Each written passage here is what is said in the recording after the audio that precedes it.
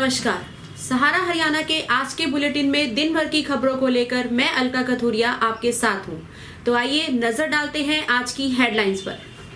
कृषि कानूनों के विरोध में किसानों ने किया प्रदर्शन। मेयर कार्यालय के बाहर फूंकी कृषि कानूनों की प्रतियां।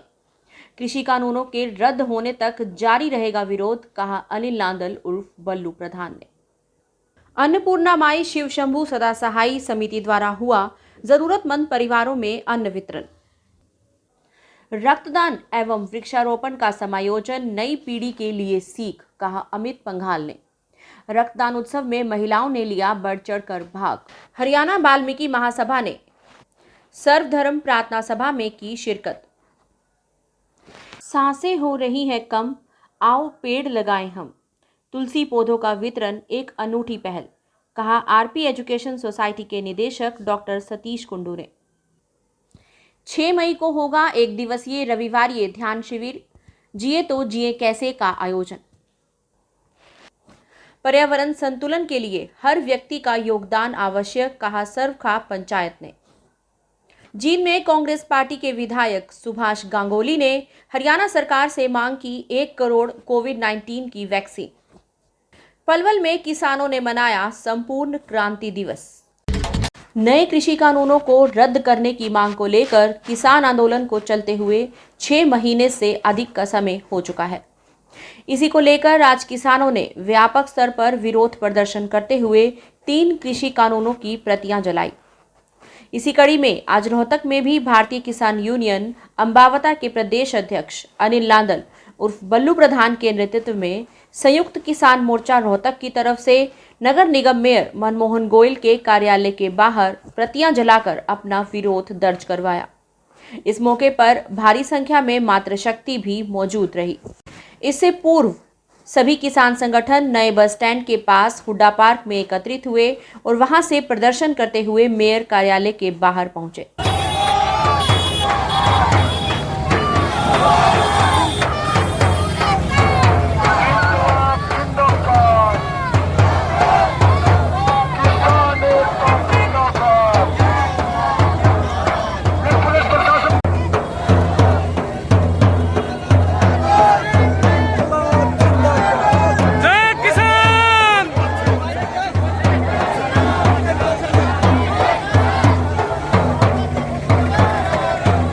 आज हमारा संयुक्त किसान मोर्चा दिल्ली का जो आह्वान था, हमने कल अपनी मीटिंग कर रोहतक संयुक्त किसान मोर्चा बनाया। हमें लगते जो भी संयुक्त किसान मोर्चे का आह्वान होगा उस पर हम विचार करके सारा रोहतक संयुक्त किसान मोर्चा अच्छे हाथ मिलाकर 36 बिरादरी सारे संगठन इकट्ठा होकर एक आवाज के ऊपर दिन हो या रात हो, जो आवाज भाषा आएगी हम उसके ऊपर खड़े उतरेंगे। हमारे पास आज का आह्वान था, ये काले कानूनों की प्रतियां फूकनी है। हमने मेयर के ऑफिस आ गए, ये काले कानूनों की प्रतियां फूक दी है। और हमारा कलोई मंडी का जो 11,000 क्विंटल गेहूं खरीदे बिना रह रहा है, अगर कल सरकार ने तोल चालू नहीं करा होगा तो परसों लद्दी सचिवालय में ट्रैली भर की वहां डीसी ऑफिस के अंदर उतार देंगे भाई। इसका प्रशासन जिम्मेवार होगा, किसान मजदूर आड़ती भाई को जिम्मेवार नहीं होगा। अन्नपूर्णा माई शिव शंभू सदा सहाय समिति के द्वारा आज सर्कुलर रोड स्थित पुरी धाम में महामंडलेश्वर महंत करणपुरी के सानिध्य में 400 जरूरतमंद परिवारों को राशन वितरित किया गया। इस मौके पर महामंडलेश्वर बाबा करणपुरी ने बताया कि कोरोना काल में ऐसे कई परिवार हैं जिनके रोजगार पर असर पड़ा है।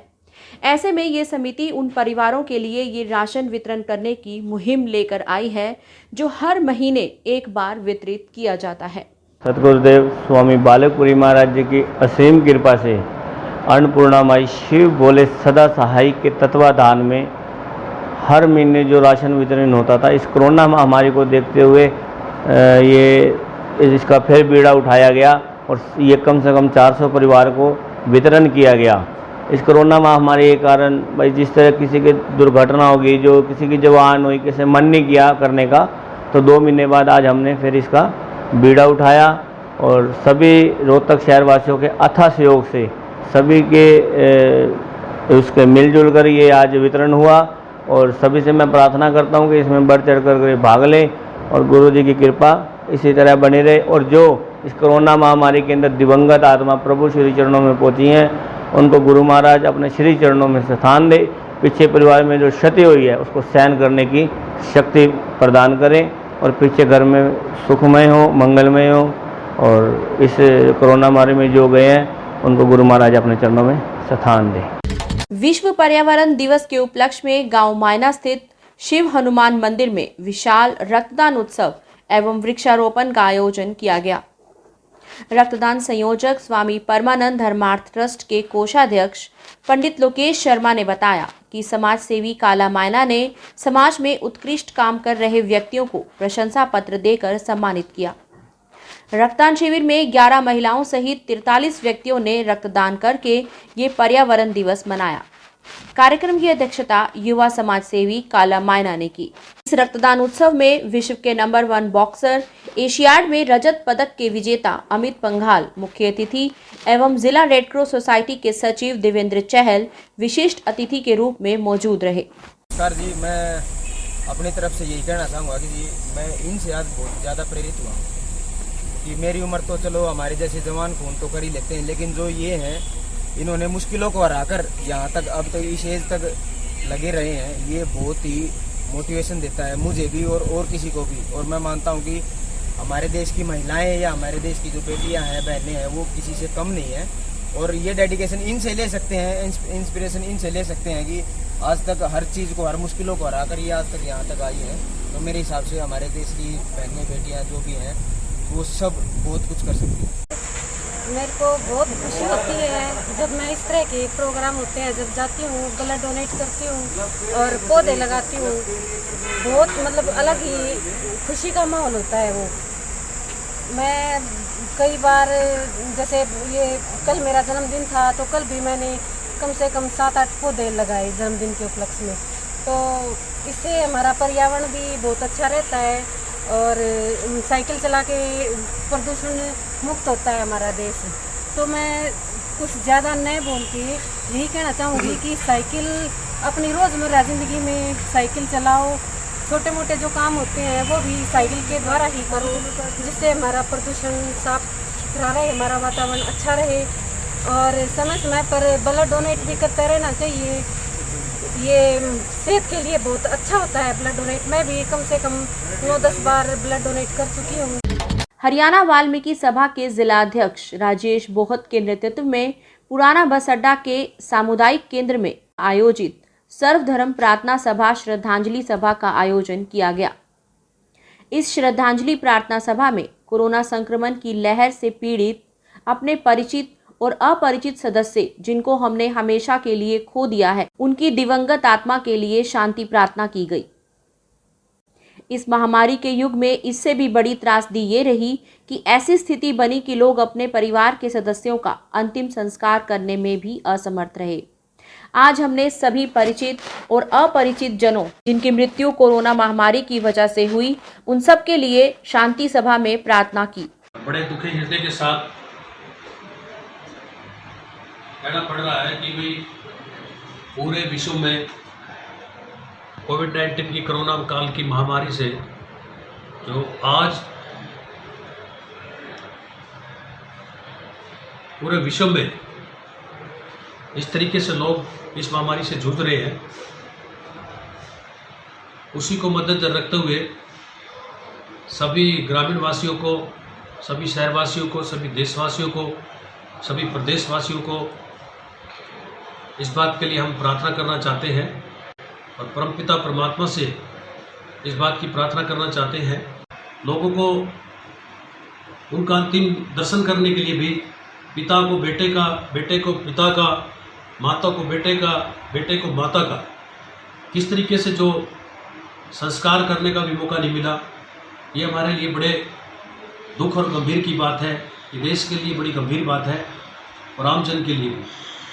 समस्त हिंदुस्तान वासियों ने, बुद्धिजीवी लोगों ने इस बात के लिए एक सर्वधर्म प्रार्थना सभा का एक छोटा सा श्रद्धांजलि सभा करने का जो सभी साथियों का नैतिकता के आधार पर फर्ज बनता है, वो सब आज हमने सभी साथियों ने किया है। आरपी एजुकेशन सोसाइटी रोहतक ने श्री साईं वेलफेयर सोसाइटी, व centre for social and education research के संयुक्त तत्वाधान में पुणे कल्पना, पुणे निर्माण और सुधार विषय पर विश्व पर्यावरण दिवस का सफलतापूर्वक आयोजन किया। सभी विशेषज्ञों व प्रतिभागियों का स्वागत करते हुए आरपी एजुकेशन सोसाइटी के निदेशक डॉक्टर सतीश कुंडू ने पर्यावरण से संबंधित आंकड़ों, प्रयासों और स्वयंसेवी संस्थाओं की भूमिका को रेखांकित किया। सतीश कुंडू ने बताया कि विश्व में पहली बार 5-6 जून 1972 में संयुक्त राष्ट्र संघ के नेतृत्व में पर्यावरण दिवस मनाया गया। कार्यक्रम के अंत में पर्यावरण संरक्षण एवं इम्यूनिटी बढ़ाने के लिए 30 तुलसी के पौधे गमले सहित वितरित किए गए। इस वेबिनार में कुल 47 प्रतिभागियों ने भाग लिया। ओशोधारा नानक धाम मूर्थल की सिस्टर कंसर्न भारतीय योग एवं प्रबंधन संस्थान द्वारा इस बार 1 दिवसीय रविवारीय ध्यान शिविर का शीर्षक जिए तो जिए कैसे रखा गया है। आचार्यों के रूप में भारत से आचार्य चैतन्य अंशु एवं अमेरिका से आचार्य निकेश एक स्वस्थ और आनंदित जीवन जीने के सूत्र बताएंगे एवं ध्यान की यात्रा पर लेकर चलेंगे। शाम के सत्र में सद्गुरु सिद्धार्थ ओलिया जी प्रश्नोत्तर एवं माला दीक्षा से साधकों को अनुग्रहित करेंगे। वहीं सुनो भई साधो के 109वें संस्करण में सद्गुरु ने कबीर वाणी पर बोलते हुए कहा, कहते हैं कबीर साहब, तोर मन चाहे नजर मुँह से जोड़ ले। कबीर साहब के सारे वचन साधकों के लिए कहे गए हैं। बहुत थोड़े से लोग हैं जो साधना में उत्सुक होते हैं, स्वयं को जानने में उत्सुक होते हैं, आत्मज्ञान में उत्सुक होते हैं, ब्रह्म ज्ञान में उत्सुक होते हैं, माया से मुक्त होने में उत्सुक होते हैं। ऐसे लोगों को कबीर साहब संबोधित कर रहे हैं कि अगर तुम्हारी उत्सुकता साधना में है, आत्मज्ञान में है, ब्रह्म ज्ञान में है, मुक्ति में है, वैराग्य में है, ज्ञान में है, तो अपने से कर नहीं पाओगे, अपने से आत्मज्ञान नहीं प्राप्त करोगे, अपने से ब्रह्म ज्ञान नहीं कर पाओगे। यात्रा करनी पड़ेगी असत से सत की ओर। असतो माँ सदगमया, तमसो माँ ज्योतिर्गमया, मृत्योर्मा अमृतम गमया। यही तो यात्रा है, असत से सत्य की ओर, तमस से ज्योति की ओर और मृत्यु से अमृतत्व की ओर। तो एक शॉर्टकट कबीर साहब बता रहे हैं कि किसी जानकार से अपना नाता जोड़ो, किसी सद्गुरु से अपना नाता जोड़ो, तो यात्रा बड़ी आसान हो जाती है। विश्व पर्यावरण दिवस के अवसर पर सरखा पंचायत ने पर्यावरण प्रदूषण को रोकने और पर्यावरण संतुलन बनाए रखने के लिए बयान जारी करके आमजन और किसान भाइयों को आह्वान किया है कि कोरोना महामारी का तांडव पूरे विश्व में है। अपने देश में ऑक्सीजन की कमी को लेकर लोग दम तोड़ रहे हैं। ये ऑक्सीजन की कमी पर्यावरण प्रदूषण और पर्यावरण असंतुलन के कारण ही है। सरखाप संयोजक महेंद्र सिंह नांदल ने कहा कि ऐसे में हर व्यक्ति का कर्तव्य है कि पर्यावरण की रक्षा और संतुलन बनाए रखने के लिए अपना भरपूर योगदान दे। पर्यावरण संतुलन बनाए रखने के लिए किसान भाई अपने खेतों से पेड़ को ना काटें, अधिक से अधिक पेड़ लगाए जाएं, फसलों के अवशेष ना जलाए जाएं और गांव में प्लास्टिक को इधर से उधर ना फेंकें। वहीं मृत पशुओं को अच्छी मिट्टी देकर उनको खुले में ना फेंकें। मुख्यमंत्री मनोहर लाल के कोरोना वैक्सीन को टीकों पर दिए गए बयान पर अब कांग्रेस ने कमर कस ली है। आपको बता दें कि आज जींद में कांग्रेस पार्टी के विधायक सुभाष गांगुली ने हरियाणा सरकार से 1 करोड़ कोविड-19 की वैक्सीन की मांग की। साथ ही वैज्ञानिकों ने यह भी कहा है कि ये लहर 3 महीने बाद भी आ सकती है। उन्होंने कहा कि हम सरकार से मांग करते हैं कि 1 करोड़ टीके इस देश में हर रोज लगे और आने वाले 3 महीनों में सभी प्रदेशों के नागरिकों का टीकाकरण हो जाए ताकि हम तीसरी लहर से बच सकें। गांगुली ने कहा कि अगर सरकार नहीं मानी तो हम आने वाले समय में आंदोलन भी करेंगे। आज हम डीसी साहब को ज्ञापन देने के लिए कांग्रेस पार्टी के सारे वरिष्ठ साथी यहाँ आए हैं कि जो वैक्सीनेशन की जो स्पीड है इसको बढ़ाया जाए, क्योंकि जिस प्रकार से अब वैक्सीनेशन की जो ये स्पीड है लगने की इतनी धीमी है कि 3 से 4 साल भी इसमें लग जाएंगे, जिस प्रकार से वैक्सीनेशन का शेड्यूल सरकार ने बनाया है। और हमारे वैज्ञानिकों ने इस बात की पुष्टि की है कि जो तीसरी लहर है वो कभी भी आ सकती है, 3 महीने के बाद भी आ सकती है, 4 महीने के बाद भी आ सकती है, 5 महीने के बाद भी आ सकती है। तो इसलिए हमारी सरकार से पूरी जो डिमांड है कम से कम 1 करोड़ टीके इस देश में हर रोज़ लगें और आने वाले 3-3.25 महीने में सभी के सभी नागरिकों पर टीकाकरण हो जाए ताकि हम तीसरी लहर से बच सकें। पिछले 6 महीने से भी ज्यादा समय से धरना दे रहे किसानों ने विरोध प्रदर्शन किया। केंद्रीय कृषि कानून के विरोध में संपूर्ण क्रांति दिवस पलवल में मनाया गया। दिल्ली आगरा नेशनल हाईवे के ओटाहा चौक से ट्रैक्टर में सवार होकर आए किसानों ने विधायक दीपक मंगला के आवास से 200 गज की दूरी पर प्रदर्शन करके कानून की प्रतियां जलाई। विधायक की सुरक्षा के लिए डीएसपी यशपाल खटाना के नेतृत्व में पुलिस बल भी तैनात रहा। पलवल किसानों को रोकने के लिए पुलिस ने बैरिकेडिंग की हुई थी। सुरक्षा के पहले ही चक्र पर पुलिस ने किसानों को रोक लिया और किसानों ने हाउसिंग बोर्ड कॉलोनी के गेट के नजदीक केंद्र सरकार के तीनों कृषि कानूनों की प्रतियां जलाई। देखिए, विधायक की कोठी के पास पहुंच करके हमने प्रदर्शन किया, नहीं पहुंच पाए। हम तो विधायक की कोठी के नज़दीक ही खड़े हैं और हमारा जो उद्देश्य था, संयुक्त किसान मोर्चे का ये आह्वान था कि तमाम शहर में जाते हुए प्रदर्शन करें किसान और ये बताएं कि हमारा विरोध जो है इन तीनों कृषि कानूनों के खिलाफ है। और उसी के संदर्भ में आज उन जो पलवल के विधायक थे उनके दरवाजे के पास जाकर के हमने प्रतियां जलाने का काम किया है। हम बिल्कुल दरवाजे पे जाना चाह रहे थे, लेकिन पुलिस प्रशासन ने आगे चारों तरफ से बैरिकेड लगा रखे थे और उस बैरिकेड के बाद हमने पुलिस के प्रशासन से, उच्च अधिकारियों से बात करने की कोशिश की, निवेदन भी किया है कि आप हमें आगे जाने दें, लेकिन उन्होंने कहा कि बिल्कुल किसी हालत में आगे नहीं जाने देंगे। और स्थिति ये हो गई थी एक बार कि किसान भी अपनी बात पर अड़ गया था और किसान भी पीछे हटने के लिए तैयार नहीं था, इधर प्रशासन नहीं था। हमने सूझबूझ से किसान जो हमारी संघर्ष समिति है सबसे बातचीत करके हमने ये परिचय दिया कि पलवल के हम इस मोर्चे पर किसी प्रकार का टकराव पुलिस और सरकार के साथ नहीं करेंगे। हम अपना विरोध प्रदर्शन करके यहाँ से जाएंगे और निश्चित तौर से जो भी आगे कॉल आएगी मजबूती के साथ उसे निभाएंगे। आज राष्ट्रीय संयुक्त किसान मोर्चे के आह्वान पर पूरे देश में समग्र क्रांति दिवस मनाया गया। जैसे कि आप सबको विदित है, लोक नायक जयप्रकाश नारायण ने 5 जून 1974 को समग्र क्रांति का आह्वान देश में किया था।